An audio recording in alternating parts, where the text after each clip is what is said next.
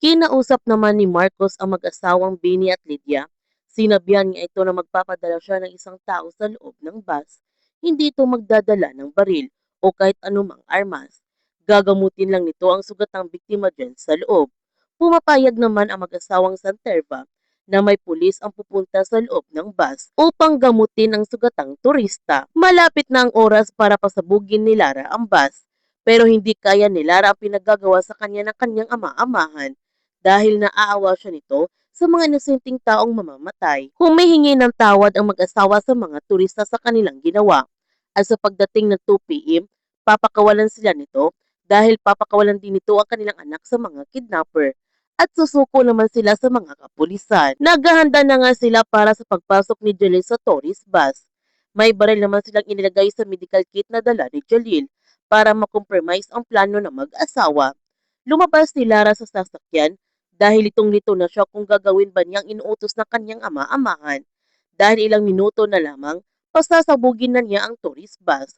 At napaiyak siya nito ng gusto si Lara dahil hindi nga niya kaya ang pumatay ng mga inosenteng tao. At napagdesisyonan nga niya na hindi na niya pasasabugin ang tourist bus. Dumating na ang oras para pasabugin ni Lara ang tourist bus, pero hindi pa ito ginawa ni Lara.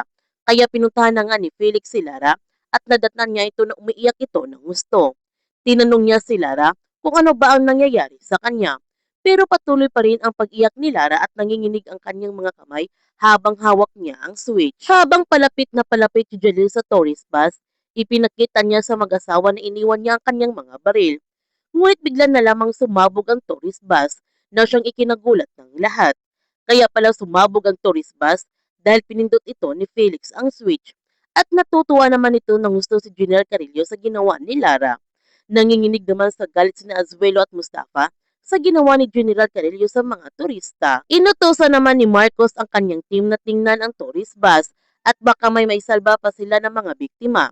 Agad naman pinuntahan ni Marcos ang kinaroonan ni Espina at nawalan nga ng malay si Jalil dahil sa lakas ng impact na pagsabog ng bomba. Habang iniligtas ni Marcos si Jalil, naalala na naman niya ang kanyang kapatid mula kay Jalil at sinugod nga ni Marcos si Jalil sa ospital. Pinakawala na nga ng mga tauhan ni General Carillo si Janie matapos magtagumpay ang kanyang plano. Tinatawagan ni Dato Raman si Jalil at baka mapahamak na ang kanyang anak sa operasyon ng Task Force Alpha at pupunta na sana niya ito sa ospital.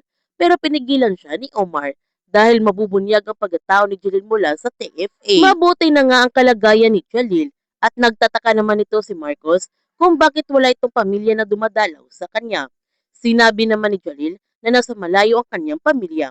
Kung sasabihin nila ang kanyang kalagayan ngayon, hindi na ito makakarating kaagad dito sa ospital. Nung nakita ni Jamila ang kanyang kaka sa ospital, nag-alala nga siya ng gusto sa kalagayan ng kanyang kaka. Ngunit hindi niya ito pwedeng lapitan dahil mabubunyag ang tunay na pagkatao ng kanyang kaka. Ano kayang malaking pasabog ni General Carillo para sirain ang gobyerno ng bansa?